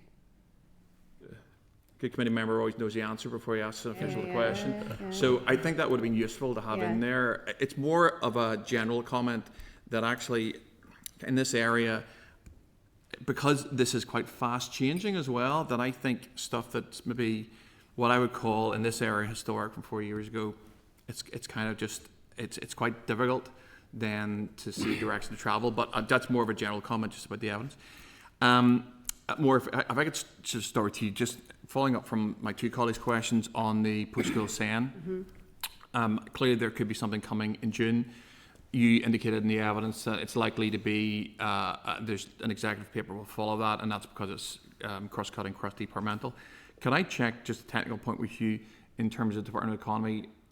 It's my understanding that the Department of Economy has the VARIs to bring this forward. Does the VARIs lie with the department to bring legislation forward rather than any other department? So the Department for Economy would have varies around skills and training, and I think that's so. It's one of the things that we will need to look at, which is to make sure that we are taking forward those things that we are responsible for. I think that the technical point about the extent to which those varies are flexible or expansive, I think that would be one for the lawyers that we would need to look into. But certainly, as far as our provision's concerned, that's something that the Minister's been very clear that she's committed to improving. Okay, and we're going to stay with that one for a second then. Would your evidence be that you are not sure if the Department for Economy has the varies on that, and has the Minister not yet sought either DSO or Attorney General advice around that? So my evidence would be that the Minister has been presented with a range of options on special educational needs post-school. The Minister needs to consider those options, decide what it is that she would like to take forward, and at that point we would be bottoming out all of the elements around the pathway that the Minister wishes to take. Okay, I might go for round three then. It would be surprising to me, let me put it in that context, that the Minister, in undertaking this significant piece of work, having commissioned Stranmillis College to look at a range of legislative options and positions around the UK, has not yet approached DSO or the Attorney General to find out if her department is the one responsible for taking forward the legislation, because that can be done at any time. It doesn't need to go to the executive for that. Well, I think it would depend on what the content of that legislation would be. So I accept that you're surprised by that. This is a piece of work that's been done through very significant engagement with stakeholders and desktop review, setting out a range of options for the Minister to make the improvements that she wishes to see within those responsibilities that are the Department for the Economy. and that's one of the challenges actually within this really important area of work, which is when we look further afield, particularly across the water, local authorities have responsibility for the full remit of housing and transport and education and health and all of those things. So it's actually a much easier, in some ways, legislative or administrative process because a local authority has all of those responsibilities, whereas our modality is that those responsibilities are across a whole range, not only of departments but other organisations and systems as well. You know, I understand that, and I don't underestimate the size of the work or the significance of it, and it is really, really important. So it would certainly be my understanding, having had a bit of experience in education, that there is, and we've talked about it today, there needs to be significant changes to the careers service, careers advisory service, and so on. And I think it would be a brave committee member or even official who would say, it's all perfect, it's working really well, this is absolutely super, let's keep doing this. I suppose my question, and it's probably for DFE more than anyone else, is we have 2 years of the mandate left. Just briefly, what changes are we likely to see by the end of the mandate? So if I said 2 years, next 2027, what changes to the careers advisory service or the career service would we see in the next 2 years? So, but like Maura's point earlier, there's a draft plan, and I can't go into too much detail and second guess changes that may be made to that. I mean, some of this is a volume game. So last week, very timely, we had the Matrix International Quality Standard around our career service. It's been internationally benchmarked. Return on investment figures are good. Experience is good. But other services have got 2 to 4 times the money that we have. So if you've got double the amount of advisors, it moves from being a singular interaction into being a number, and people feel more supported. And so I think that there's a lot of people there who are expert and doing a really good job. It's important to make that point. But in terms of the experience and the needs that are out there, the review was clear that with this current level of resource, it's really hard for us to meet the growing needs that are out there. And that's why we're into collaboration. So I think the biggest change that will be made is 2 big changes. One is that if we were to have a singular page in front of us that shows us the careers ecosystem, where we can all understand who does what, and they understand the different parts, how they're supported. I think that's one thing, and then it's a bit by bit process to making that so. We all know what direction we're heading in then. And then I think the other thing is that if we do have that portal, that digital place where people who maybe don't have Apache support, well, they know actually I can go to this place and I understand how I can access the support that I need. Okay.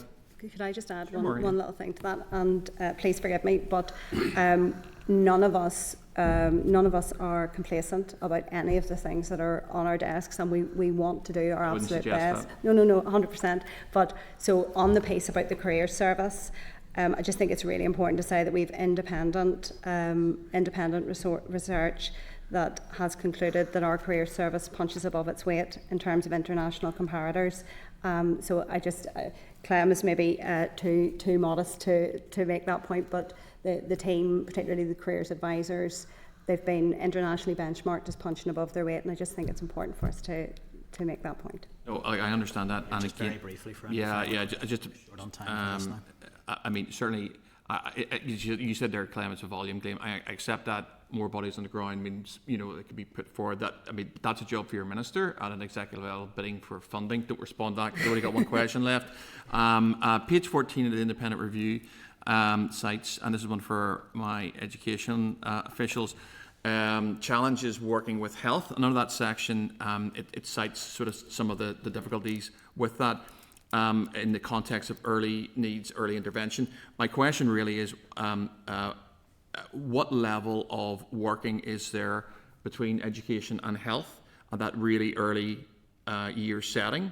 And is there any level of accountability? I'm not going to ask you the question today, but do we know, does education know, is health visiting happening? Because that's a really important bit. You guys get the kids whenever they're 4 and 5 and take them all the way up and then hand them over to economies degree.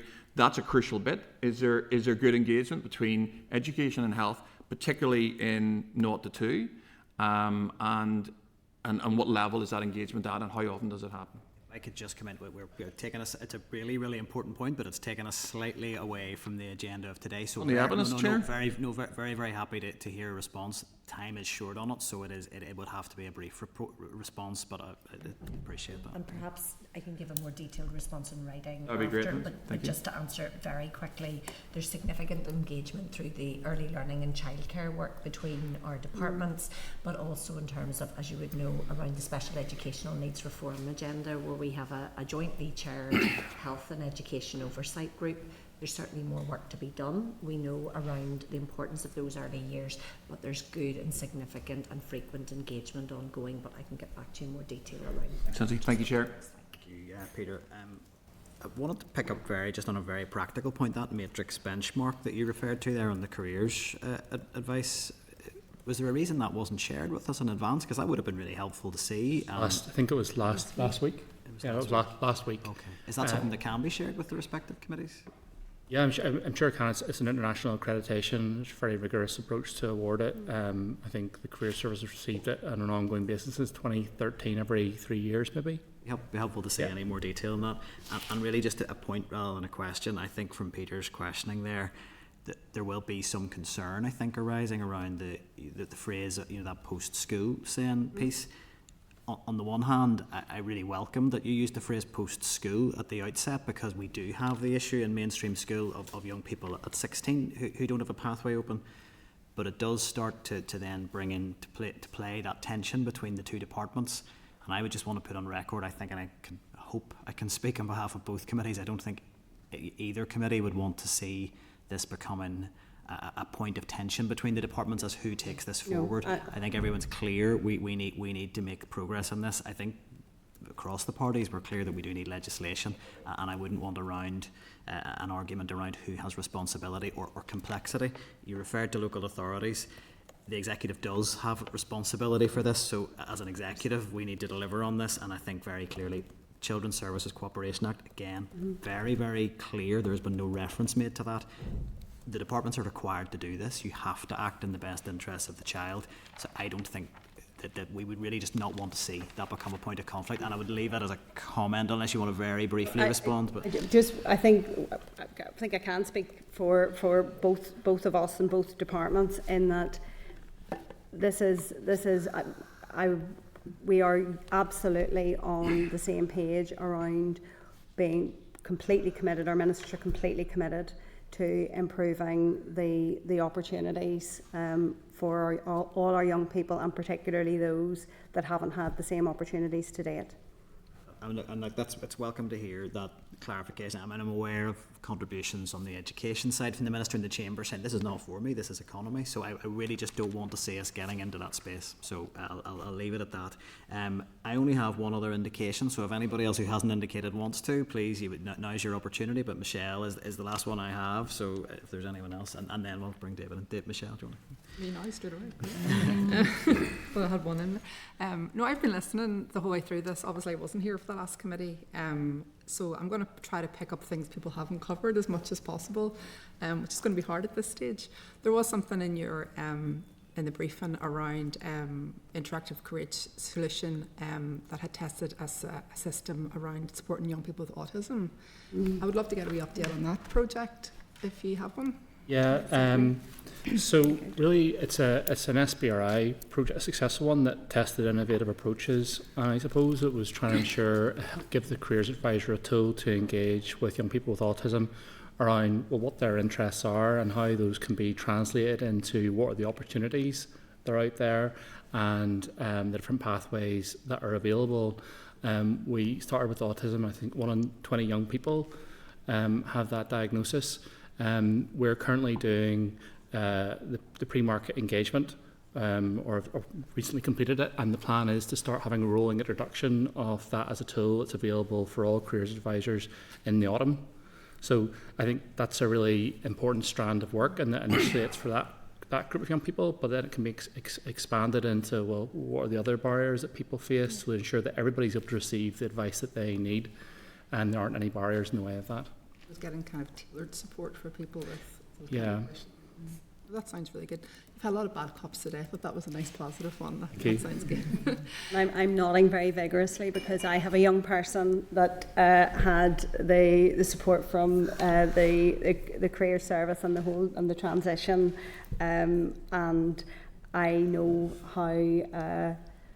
I just know how much the careers advisors and colleagues within the Education Authority have cared for my young person, and I think this is testament to how we're seeking to move that on to the next level. So. Apologies if this has been covered because it's been a long session, but there was some concern about actual staff and staff shortages. Are you making progress on that?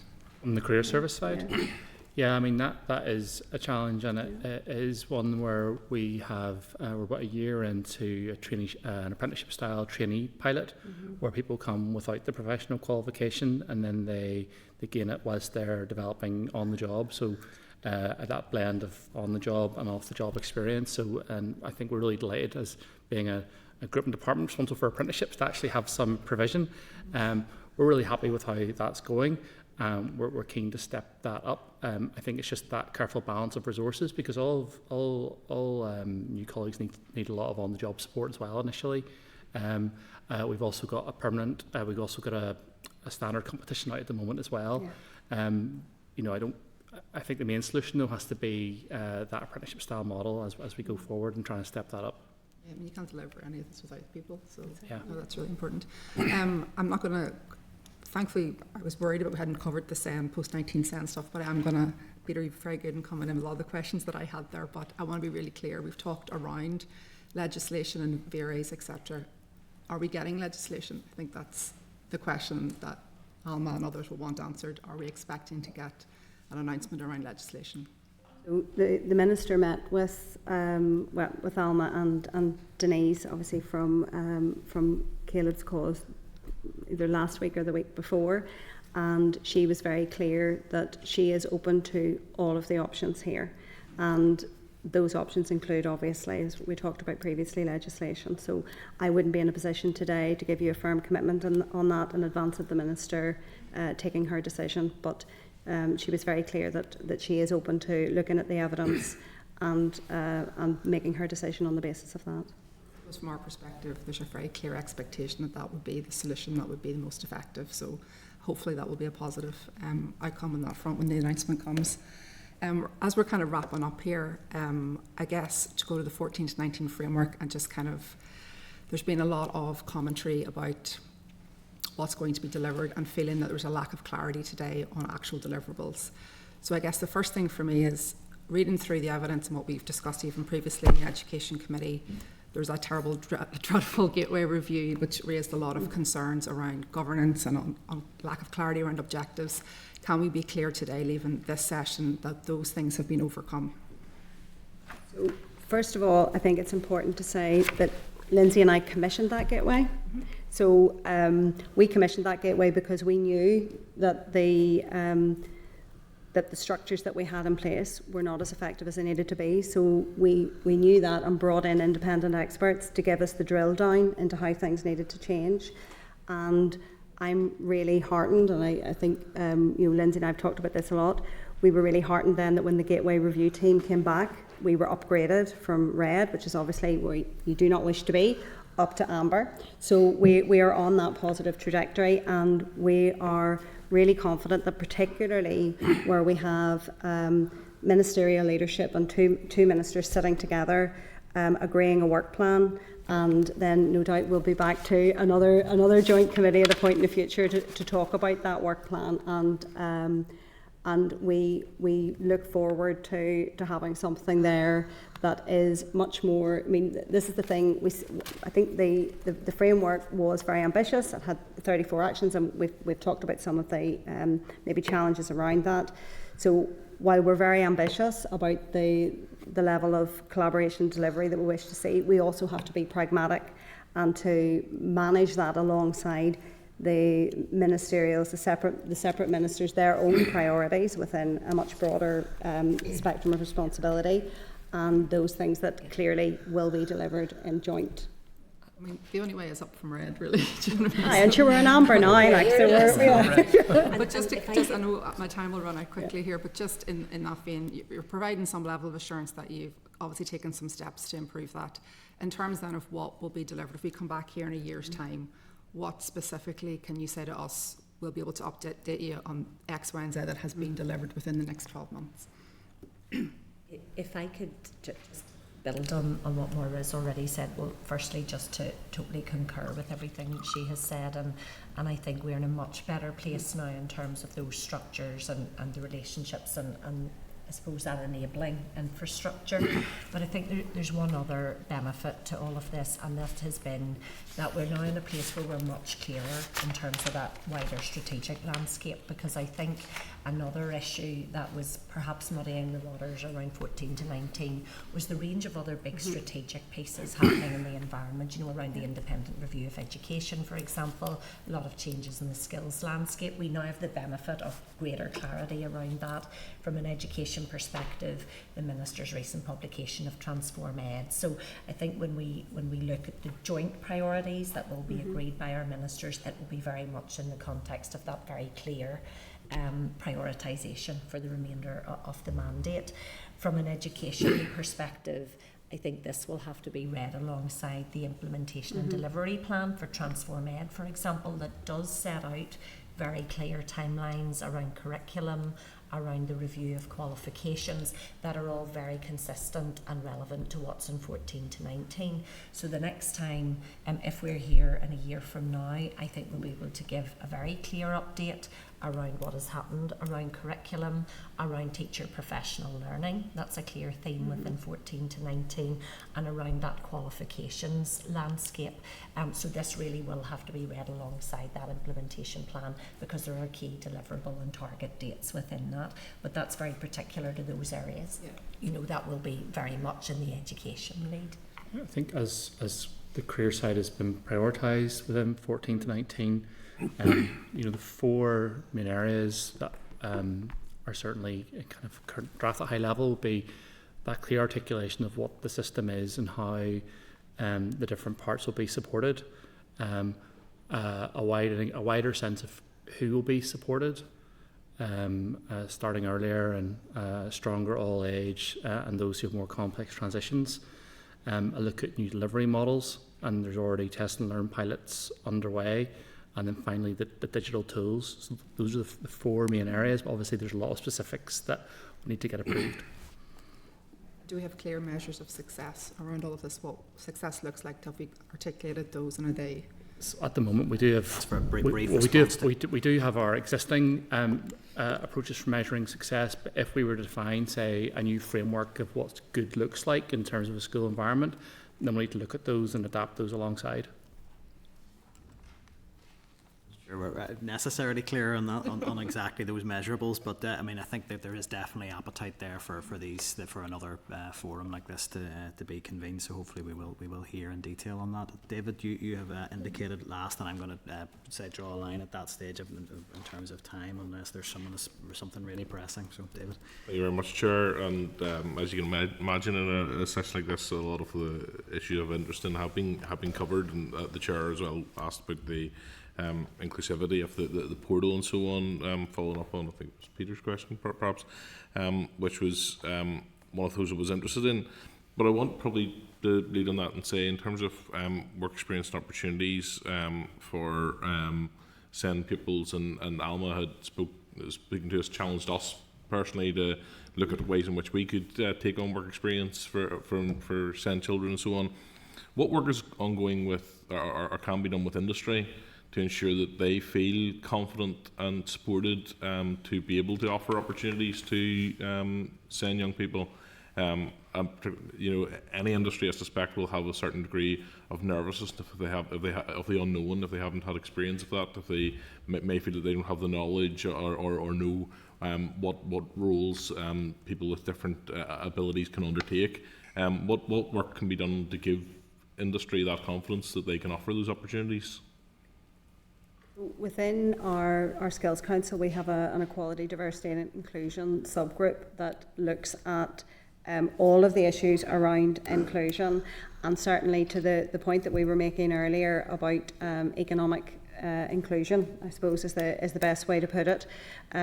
There's a very important piece of work that is ongoing with industry and in particularly in collaboration with Department for Communities around employability. But I think you make a really, really good point about taking that back and that work experience piece. And I would imagine, and I think colleagues may have something to add there, that's probably an underdeveloped area that we need to pick up. And I think that's certainly one for us to take away. Because I think particularly for SEN young people, that work experience will be beneficial to them as it is to every people, but it will probably be more beneficial to the companies and the industry that take them on, more so than even mainstream sort of work experience, because that they're well familiar with that, but that will be a learning experience for both, I think, and that's useful. I'm sorry if you have covered that, because I realised I was late in the issue to deal with this morning, so apologies if I'm duplicating anything that has been said. Then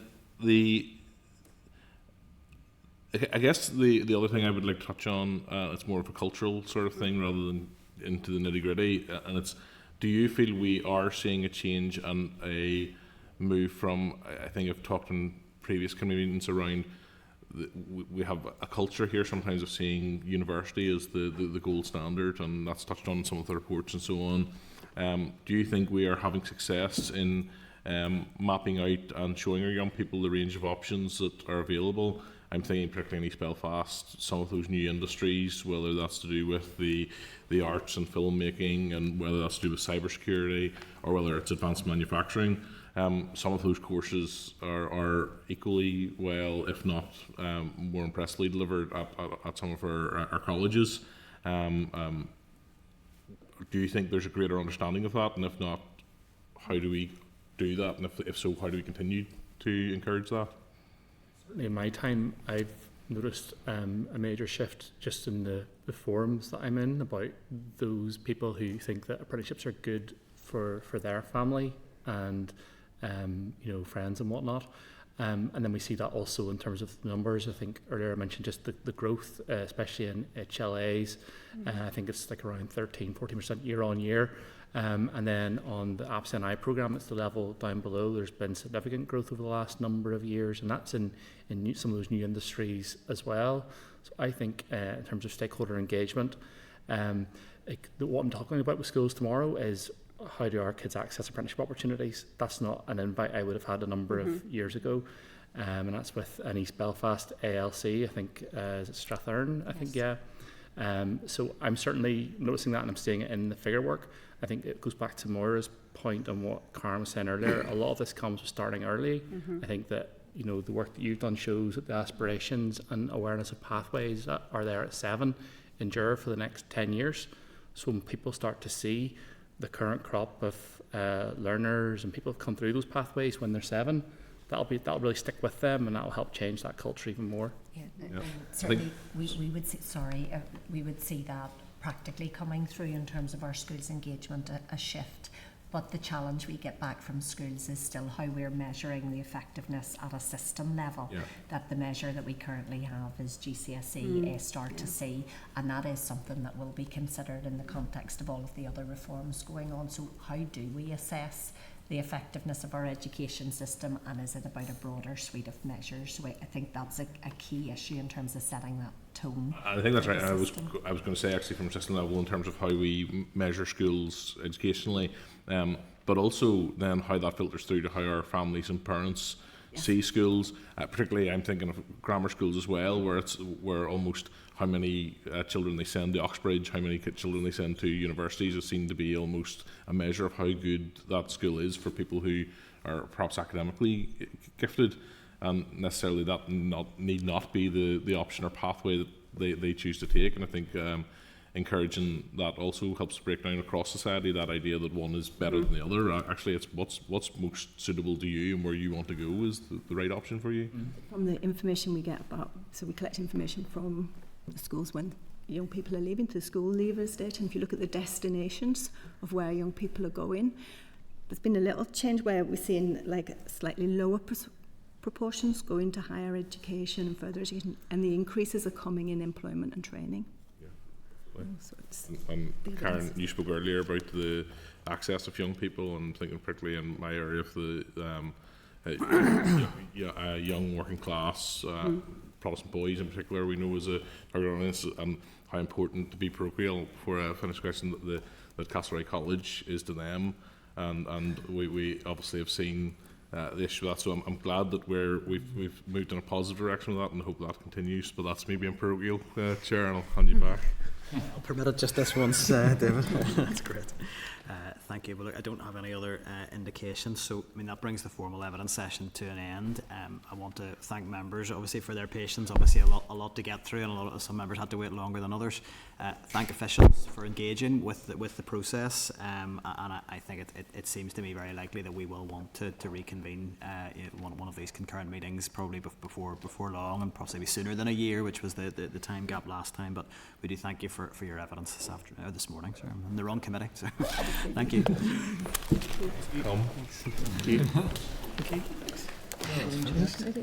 While the officials make their way out, I'll just hand over to the clerk first of all to summarise if there are any actions arising or any particular points to note, and then we can maybe just open up for any views from members in terms of their response to the evidence they've heard today. Chairperson, as members have heard, there's quite a few things happening shortly. Careers Action Plan, a review of curriculum, all sorts of other things, a work plan for the 14 to 19 strategy, all sorts of other stuff. What I would suggest, members, is that you may wish to agree to meet again in about a year's time to go over these matters again, but perhaps also seek to meet in about 6 months' time to pick up on childcare, which is the other issue which crosses both departments.